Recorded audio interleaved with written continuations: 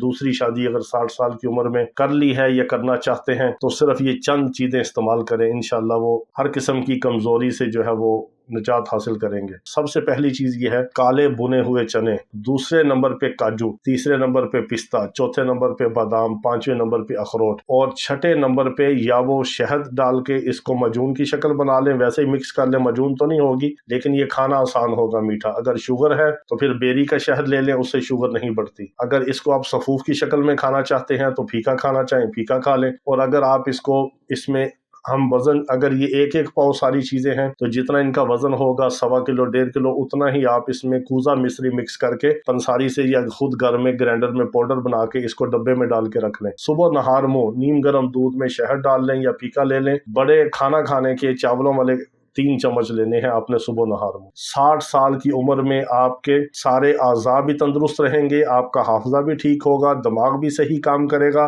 और बदन के बाकी आज़ा भी तंदुरुस्त, तवाना और चाको चौबंद रहेंगे और आप हम बिस्तरी के काबिल भी रहेंगे।